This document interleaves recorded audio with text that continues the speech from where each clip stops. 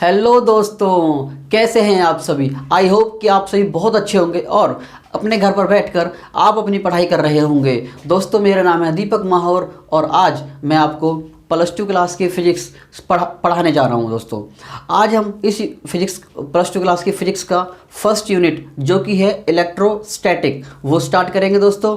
तो दोस्तों चलिए स्टार्ट करते हैं। दोस्तों, उससे पहले मैं आपको फिजिक्स की जो हमारी +2 क्लास की फ़िज़िक्स है उसको 3 पार्ट्स में डिवाइड किया हुआ है। पहले मैं आपको वो बताऊंगा। तो दोस्तों, हमारी जो +2 क्लास की जो फिजिक्स है उसको दोस्तों 3 कैटेगरीज के अंदर डिवाइड किया हुआ है। One is electromagnetism, second is optics. इसके अंदर फिर दो ब्रांचेज आएंगे दोस्तों, wave optics and ray optics. Third one is semiconductor physics कह देते हैं या फिर मॉडर्न फिजिक्स कह देते हैं।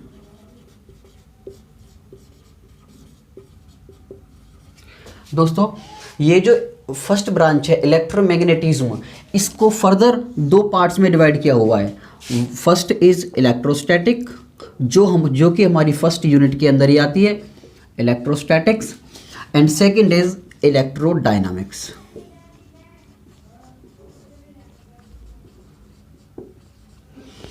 दोस्तों, first is electrostatic and second is electrodynamics. हमारी जो फर्स्ट यूनिट है वही इलेक्ट्रोस्टैटिक के अंदर आती है।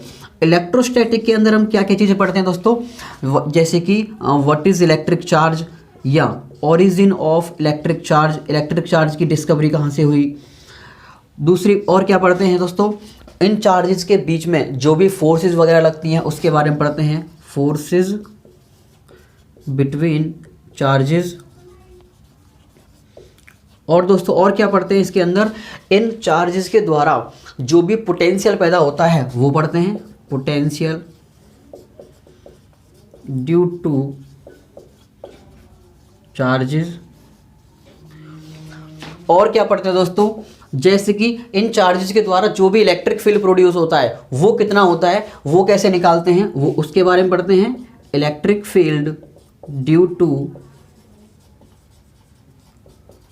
चार्जेस। दोस्तों, इसके अंदर मैंने जहां जहां पर भी चार्जेस लिखा है उनका मतलब है स्टेशनरी चार्ज। स्टेशनरी का मतलब होता है एट रेस्ट, यानी कि जब हमारा एक चार्ज रेस्ट में होता है तब उन 2 चार्जेस के बीच में कितनी क्या क्या फोर्सेज लगती हैं, उनके क्या क्या पोटेंशियल होते हैं और इलेक्ट्रिक फील्ड वगैरह कैसे निकालते हैं। तो इन सब चीज़ों के बारे में पढ़ते हैं दोस्तों। एक चीज़ और है कैपेसिटर्स। इन सभी सब टॉपिक्स को हम पढ़ते हैं दोस्तों इलेक्ट्रोस्टैटिक के अंदर। एंड इलेक्ट्रोडायनामिक्स के अंदर क्या पढ़ते हैं दोस्तों, डायनामिक का मतलब क्या होता है दोस्तों, गतिशील होता है। गतिशील यानी कि जब हमारा इलेक्ट्रॉन मोशन में होता है तो वो क्या क्या चीज़ें प्रोड्यूस करता है। सबसे पहले तो वो करंट पैदा करता है, इसलिए हमारी एक सेकेंड यूनिट का नाम है करंट इलेक्ट्रिसिटी। और जब एक चार्ज पार्टिकल मोशन में होता है तो वो एक मैग्नेटिक फील्ड भी प्रोड्यूस करता है, इसलिए हमारी जो थर्ड यूनिट है that is magnetism. And fourth unit है दोस्तों हमारी एसी, अल्टरनेटिंग करंट। तो दोस्तों इन चीज़ों के बारे में हम इलेक्ट्रोडायनामिक्स के अंदर पढ़ते हैं। ये हमारी ऑप्टिक्स की ब्रांच है दोस्तों, इसके अंदर हम वेव ऑप्टिक्स भी पढ़ते हैं और रे ऑप्टिक्स भी पढ़ते हैं। And third is modern physics. Modern physics के अंदर दोस्तों हम कंडक्टर्स के बारे में पढ़ते हैं जो कि हमारी 9th यूनिट आती है। और उसके बाद हम एटम्स के बारे में पढ़ते हैं एंड न्यूक्लियाई के बारे में पढ़ते हैं, एटम्स एंड न्यूक्लियाई। एंड उसके बाद दोस्तों और क्या पढ़ते हैं हम, जो हमारी बस और भी कई यूनिट्स हैं दोस्तों। तो दोस्तों मैंने यहाँ पे आपको बताया है कि हमारी जो +2 क्लास की फिजिक्स है उसको 3 हिस्सों में डिवाइड किया हुआ है, electromagnetism, optics, modern physics. Electromagnetism की अंदर 2 ब्रांचेज हैं, वन इज इलेक्ट्रोस्टैटिक। इलेक्ट्रोस्टैटिक का मतलब है जब इलेक्ट्रॉन रेस्ट पे होता है, एट रेस्ट। इलेक्ट्रोडायनेमिक्स का मतलब है जब हमारा जो इलेक्ट्रॉन है वो मोशन में हो।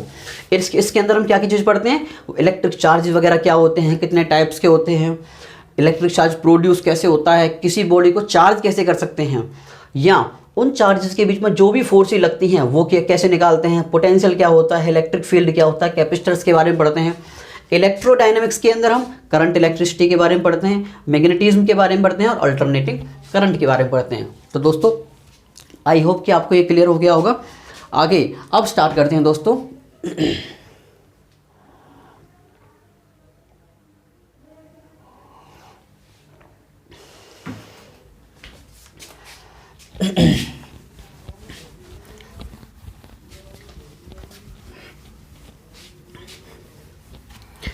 तो दोस्तों अब चलिए स्टार्ट करते हैं इलेक्ट्रोस्टैटिक।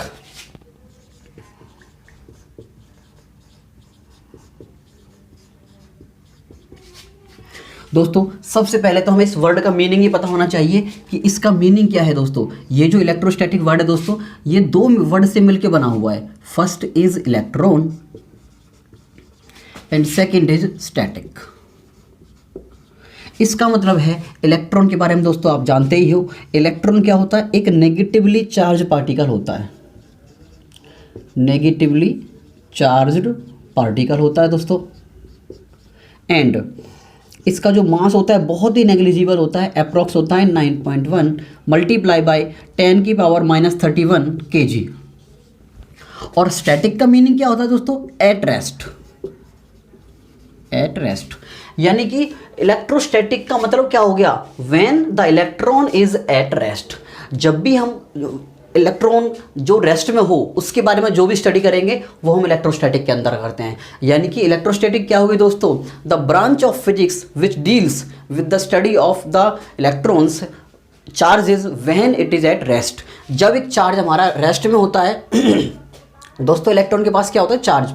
तो जब एक चार्ज रेस्ट में होता है तब हम उसके बारे में जो भी स्टडी करते हैं, जैसे कि क्या क्या स्टडी कर सकते हैं, व्हाट इज चार्ज, या दो चार्जेस के बीच में लगने वाली फोर्स क्या है, what is the force between two charges. And third पढ़ते हैं what is the potential due to a point charges, what is electric field due to a point charges, and many more other things पढ़ते हैं। तो दोस्तों electrostatic क्या है, the branch of physics, physics की वो ब्रांच है जिसके अंदर हम इलेक्ट्रॉन्स के बारे में, चार्ज के बारे में पढ़ते हैं जब वो रेस्ट में होता है, या फिर उनके बीच में फोर्स के बारे में पढ़ते हैं, पोटेंशियल के बारे में पढ़ते हैं, एंड इलेक्ट्रिक फील्ड के बारे में पढ़ते हैं। तो दोस्तों आई होप कि आपको इलेक्ट्रोस्टैटिक का मीनिंग क्लियर हो गया होगा। नेक्स्ट इससे आगे बढ़ते हैं दोस्तों। इसके बाद दोस्तों इलेक्ट्रोस्टैटिक जो हमारी यूनिट है इसका चैप्टर नंबर 1, इसको हम चैप्टर्स की फॉर्म पढ़ेंगे, यूनिट्स को चैप्टर में डिवाइड किया हुआ है। फर्स्ट यूनिट का जो हमारा फर्स्ट चैप्टर है दोस्तों, उसका नाम है इलेक्ट्रोस्टैटिक चार्ज, या सिंपली कह दो इलेक्ट्रिक चार्ज। दोस्तों इलेक्ट्रिक चार्ज को एक्सप्लेन करने से पहले मैं आपको कुछ प्रैक्टिकल जो फेनोमेनाज है, प्रैक्टिकल जो भी है सेंसेशन है वो, कि इलेक्ट्रिक चार्ज की इसकी सेंसेशन, इसकी डिस्कवरी कहाँ से हुई, इसको फर्स्ट टाइम सबसे पहले किसने डिस्कवर किया था। तो दोस्तों ये बात है अप्रॉक्स 600 BC। एक ग्रीक फिलोसफर हुए थे, ग्रीक देश के एक फिलोसफर हुए थे जिनका नाम था दोस्तों थेल्स ऑफ मिलेटस। ऐसा माना जाता है कि सबसे पहले इन्होंने ही इस इलेक्ट्रिक चार्ज को, या इलेक्ट्रोस्टैटिक चार्ज के जो भी डिस्चार्ज होने के फेनोमेना है उसको एक्सपीरियंस किया था, फर्स्ट टाइम ऑब्जर्व किया था। तो दोस्तों इन्होंने क्या देखा था कि कुछ फेनोमेनाज होती है, जैसे कि आप सपोज करो आप बस के अंदर ट्रैवल कर रहे हो और आपको काफ़ी टाइम सीट के ऊपर बैठे हुए होगा और आप अचानक से खड़े होते हैं, तो एक अचानक से एक अजीब सा इलेक्ट्रिक शॉक सा महसूस होता है कि आपको एक करंट सा लग जाता है। या फिर आप जब भी कभी चेयर पर बैठे हुए होते हैं घर पर, और जैसे ही आप एक साथ खड़े होते हैं तो आपके बॉडी का कोई भी पार्ट स्लिप हो जाता है, जिसकी वजह से एक करंट सा महसूस होता है। या फिर आपने कभी देखा होगा बचपन में आप जैसे करते थे, एक कोई भी प्लास्टिक कोई भी ऑब्जेक्ट ले सकते हो, प्लास्टिक कंघी ले सकते हो, कॉम्ब ले सकते हो, उसको जब हम बालों के साथ ऐसे रब करते हैं तो जब इस कंघी को आप पेपर के या जो हमारी सिलिका होती है, रेत होती है, उसके छोटे छोटे पार्टिकल्स के पास लेके जाते हो तो ये उनको अपनी तरफ अट्रैक्ट कर लेता है, खींच लेता है। तो दोस्तों इन सारी फेनोमेनाज का एक ही कारण है। वो कारण क्या है दोस्तों? जब भी हम किसी एक चीज़ के साथ काफ़ी टाइम तक कांटेक्ट में रहते हैं, जैसे कि आप बस के अंदर कई घंटे से बैठे हुए हैं या फिर चेयर पे बैठे हुए हैं, तो जब आपको काफ़ी टाइम हो जाता है तो हमारी बॉडी और उस सीट की दूसरे ऑब्जेक्ट की बॉडी के बीच में फ्रिक्शन होता रहता है। उस फ्रिक्शन की वजह से हमारी बॉडी के अंदर एक चार्ज एक्यूमुलेट हो जाता है, यानी कि इकट्ठा हो जाता है। और जैसे ही हमारी बॉडी के अंदर मूवमेंट होता है, कोई भी हमारे बॉडी का पार्ट स्लिप होता है, तो वो चार्ज एक साथ डिस्चार्ज होता है हमारी बॉडी में से।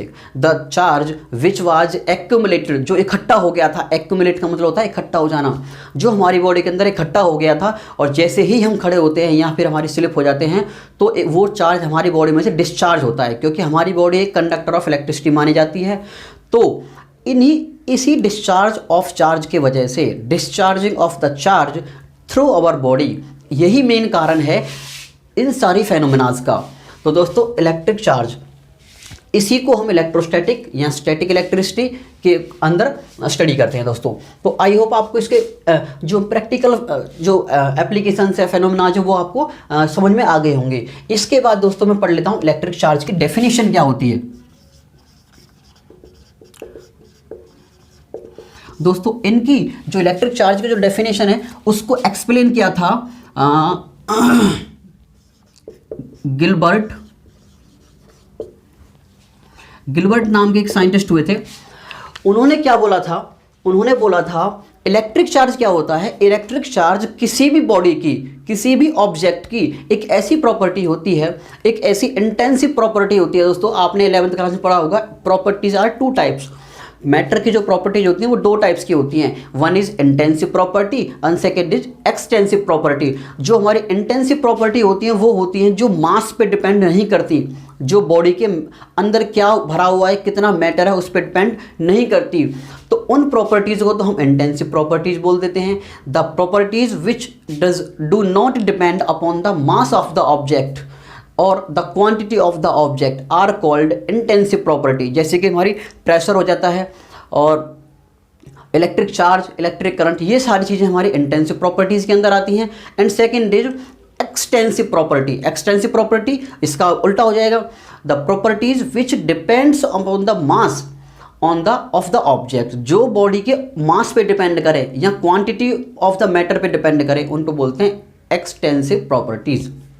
तो दोस्तों गिलबर्ट जो थे उन्होंने क्या बोला था, जो इलेक्ट्रिक चार्ज है वो किसी भी बॉडी की एक ऐसी प्रॉपर्टी है जिसकी वजह से, जिसकी विशेषता की वजह से वो किसी दूसरे ऑब्जेक्ट पर एक फोर्स लगाती है। वो फोर्स हमारी अट्रैक्शन वाली फोर्स भी हो सकती है और रिपल्सन वाली फोर्स भी हो सकती है। अट्रैक्शन का मतलब क्या होता है दोस्तों, आपने कभी बचपन में एक्सपीरियंस किया होगा, जब दो जो मैग्नेट होते हैं ना, चुंबक होती हैं, आपस में कई बार तो एक दूसरे को खींच लेती हैं, उसको तो हम अट्रैक्शन बोल देते हैं। और जब वो एक दूसरे को दूर फेंकती हैं उसको हम रिपल्सन बोल देते हैं, आकर्षण और प्रतिकर्षण। तो दोस्तों गिलबर्ट सर ने क्या बोला था, the electric charge is intensive property of any object by virtue of which, जिसकी विशेषता की वजह से it exert force of either attraction और repulsion on some other object. यानी कि किसी भी बॉडी की एक ऐसी प्रॉपर्टी जिसकी वजह से वो दूसरे ऑब्जेक्ट पर एक फोर्स लगाती है, वो वाली फोर्स अट्रैक्शन भी हो सकती है और रिपल्सन भी हो सकती है, उसी प्रॉपर्टी को ही हम इलेक्ट्रिक चार्ज बोल देते हैं। तो दोस्तों मैं इसकी डेफिनेशन लिख देता हूँ। It is the property of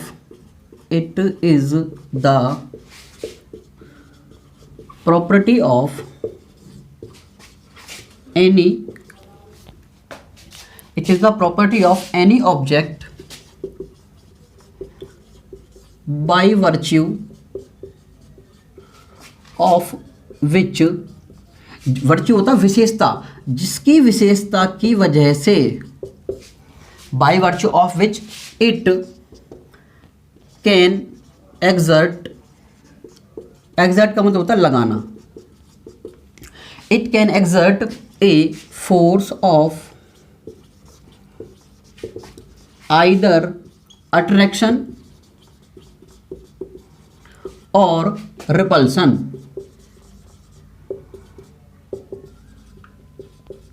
यानी कि दोस्तों जो इलेक्ट्रिक चार्ज है वो it is the property of any object, किसी भी ऑब्जेक्ट की एक ऐसी property bye virtue of which, जिसकी विशेषता की वजह से इट कैन एक्सर्ट, ये लगाती है, a force of either attraction और repulsion on other objects, on the other objects, दूसरे ऑब्जेक्ट्स पर। तो उसी चीज को हम क्या बोलते हैं दोस्तों, इलेक्ट्रिक प्रॉपर्टी बोल देते हैं दोस्तों। और एक ध्यान रखना कि ये कौन सी प्रॉपर्टी होती है दोस्तों, इंटेंसिव प्रॉपर्टी होती है। इलेक्ट्रिक चार्ज इंटेंसिव प्रॉपर्टी होती है। तो दोस्तों आई होप इलेक्ट्रिक चार्ज की डेफिनेशन आपको क्लियर हो गई होगी।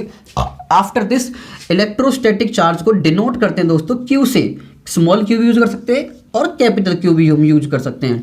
इसकी दोस्तों जो यूनिट्स होती हैं, इसकी जो यूनिट्स होती है दोस्तों, एसआई जो इसकी यूनिट होती है, एसआई जो मोस्ट कॉमनली यूनिट है वो तो हमारी कूलाम्स होती है, कूलाम, सी से डिनोट कर देते हैं।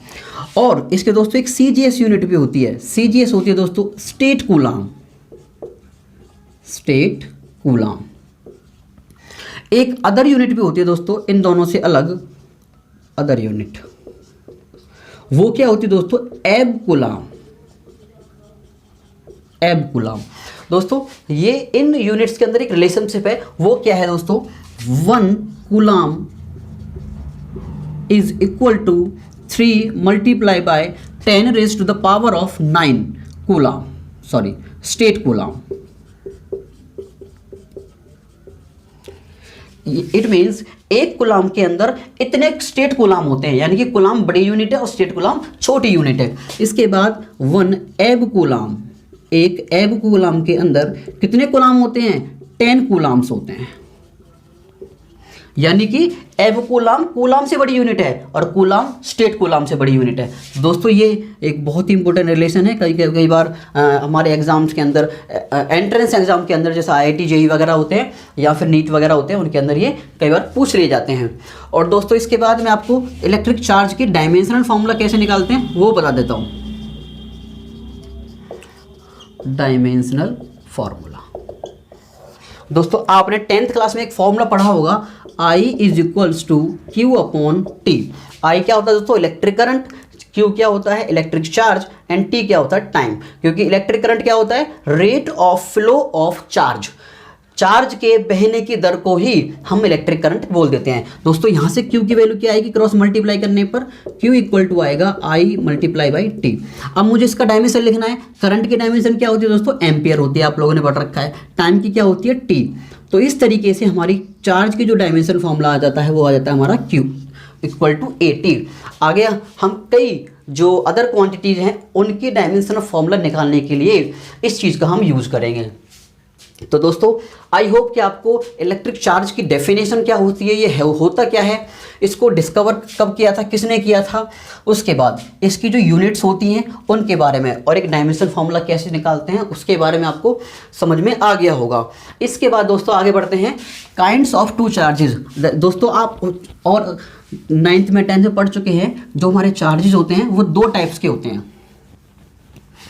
चार्जेस आर ऑफ 2 टाइप्स, एक पॉजिटिव चार्ज होता है, एक नेगेटिव चार्ज होता है।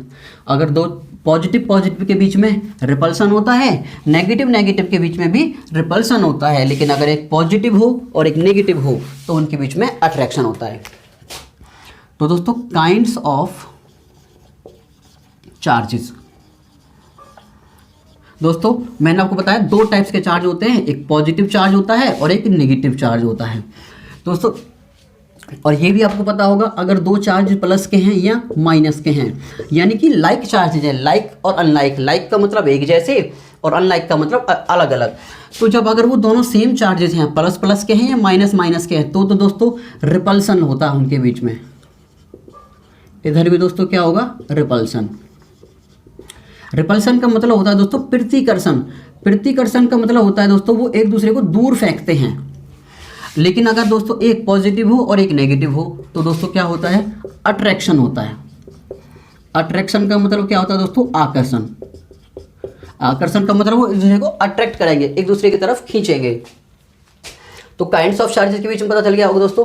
इसके बाद दोस्तों एक और बात आप नोट कर लीजिए कि एक इलेक्ट्रॉन के पास जो चार्ज होता है दोस्तों वो तो होता है -1.6 मल्टीप्लाई 10 की पावर -19 कूलाम। एक प्रोटॉन का जो चार्ज होता है दोस्तों वो positive 1.6 multiply by -19 10⁻⁻19 coulomb. Neutron आप जानते हो न्यूट्रल होता है, इसके पास कोई चार्ज नहीं होता। एक और कई बार पूछ रहे दोस्तों, अल्फा पार्टिकल के पास जो चार्ज होता है वो इलेक्ट्रॉन के चार्ज का डबल होता है, यानी कि 2 मल्टीप्लाई बाई 1.6 मल्टीप्लाई में 10⁻⁻19 कूलम। अगर इसको हम सॉल्व कर लेते हैं तो 3.2 मल्टीप्लाई बाई 10⁻⁻19 कूलम। तो दोस्तों ये अल्फा पार्टिकल का चार्ज निकल के आ जाता है। दोस्तों इसके साथ साथ आपको कुछ पॉइंट्स का और पता होना चाहिए। अगर मैं आपसे पूछ लूँ मास ऑफ इलेक्ट्रॉन कितना होता है तो 9.1 10⁻31 kg। दोस्तों ये न्यूमेरिकल सॉल्व करने के लिए हमें यूज करने पड़ेंगे। मास ऑफ प्रोटॉन क्या होता है दोस्तों 1.67 10⁻27 kg के अप्रॉक्स होता है। मास ऑफ अल्फा पार्टिकल क्या होता है दोस्तों, जो भी हमारा इलेक्ट्रॉन का मास है उसका 4 टाइम्स, उसका 4 गुना होता है, 4 इंटू मास ऑफ इलेक्ट्रॉन। तो मास ऑफ इलेक्ट्रॉन कितना होता है 9.1 मल्टीप्लाई बाई 10⁻31 kg। अगर मल्टीप्लाई कर देते हैं 4 1 4 4 9 36 36.4 मल्टीप्लाई 10⁻31 kg। तो दोस्तों हमारा यहाँ से मास ऑफ अल्फा पार्टिकल भी निकल के आ जाता है। तो आप इसको याद करें दोस्तों, mass of alpha particle electron के मास का 4 टाइम्स होता है। दोस्तों आई होप आपको यहाँ तक क्लियर हो गया होगा।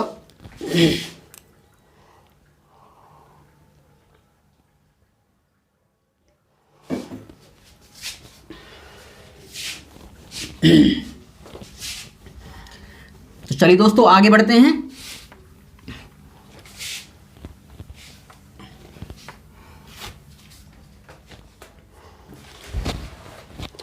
इसके बाद दोस्तों हम पढ़ेंगे,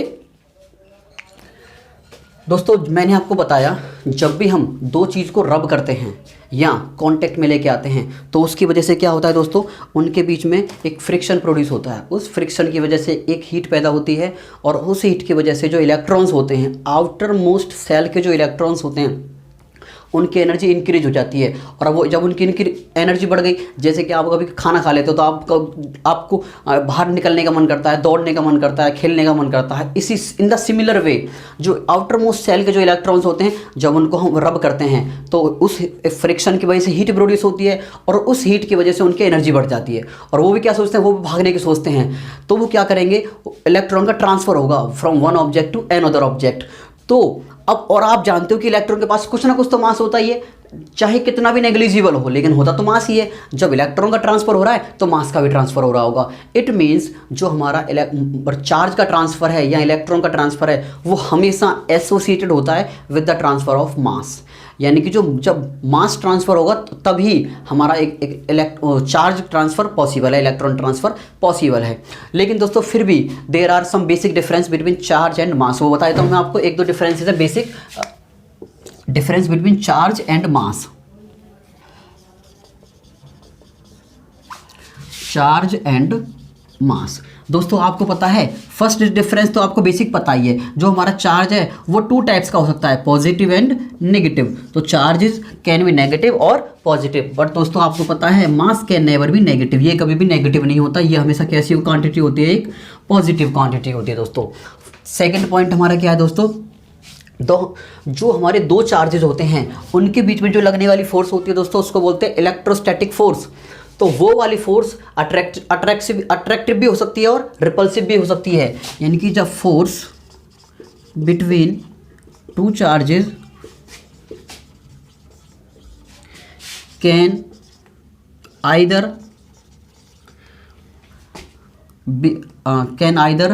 अट्रैक्टिव, या तो वो अट्रैक्टिव होगी और रिपल्सिव। वो 2 टाइप की हो सकती है, अट्रैक्टिव और रिपल्सिव। बट 2 मास के बीच में जो फोर्स होती है दोस्तों जिसको हम बोलते हैं ग्रेविटेशनल फोर्स। दोस्तों आपने वर्ड पढ़ा होगा ग्रेविटेशनल फोर्स। दोस्तों 11th क्लास में आप लोग बेसिकली 2 टाइप्स की फोर्स पढ़ी होंगी, एक ग्रेविटी और एक ग्रेविटेशनल। क्या डिफरेंस होता है, अगर दुनिया की कोई भी 2 ऑब्जेक्ट ले लीजिए लेकिन उनमें से अर्थ कोई सी भी नहीं है, सपोज करो एक चेयर है और एक दीवार है, या कोई भी एक चेयर है या दूसरी चेयर है, अदर देन अर्थ कोई भी दो ऑब्जेक्ट ले लीजिए, उनके बीच में जो भी फोर्स लगेगी उसको हम ग्रेविटेशनल फोर्स बोलते हैं। The force of attraction between any two objects of the universe, पूरे पृथ्वी पर ब्रह्मांड की किन्हीं भी दो वस्तुओं के बीच में जो फोर्स लगती है उसको बोलते हैं दोस्तों ग्रेविटेशनल फोर्स। लेकिन अगर उन दोनों ऑब्जेक्ट्स में से एक को हटाकर अर्थ आ जाए, यानी कि अर्थ और किसी दूसरी ऑब्जेक्ट के बीच में जो भी फोर्स लगेगी दोस्तों, आप जानते ही हो कि अर्थ अपने हर चीज़ को अपनी तरफ खींचती है, तो उस फोर्स को ग्रेविटी बोल देते हैं दोस्तों, ग्रेविटी बोल देते हैं। तो ग्रेविटी और ग्रेविटेशन में आपको डिफरेंस समझ में आ गया होगा दोस्तों। तो ये जो फोर्स है दोस्तों, ये हमेशा ही अट्रैक्टिव इन नेचर होती है। सेकेंड थर्ड पॉइंट है जो दोस्तों वो बहुत ही इंपॉर्टेंट है। आपने 11th क्लास की फिजिक्स में एक फॉर्मूला पढ़ा होगा, m = m0 √1 - v²/c²। दोस्तों ये पहली बात बताया तो हम दोस्तों, जब भी कोई ऑब्जेक्ट रेस्ट में होता है तब उसका जो मास होता है, सपोज करो मैं रेस्ट में खड़ा हूँ, तो इस टाइम पे जो मेरा मास है उसको बोलते हैं रेस्ट मास। तो यहाँ पे जो हमारा m0 है वो तो होता है दोस्तों रेस्ट मास। लेकिन दोस्तों अगर मैं भागना चालू कर देता हूँ किसी गाड़ी में, या मैं खुद ही भागना चालू कर देता हूँ, तो मेरे अंदर कुछ ना कुछ स्पीड आ जाएगी, तब उसका जो मास हो जाएगा दोस्तों वो होता है mass of object in motion.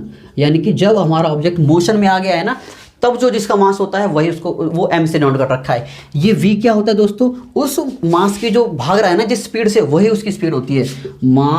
Speed of the object, speed of the object. इसके बाद दोस्तों क्या होता है, ये c क्या होता है दोस्तों, speed of light. Speed of light, speed of light कितनी दोस्तों, प्रकाश की गति कितनी होती है, 3 ×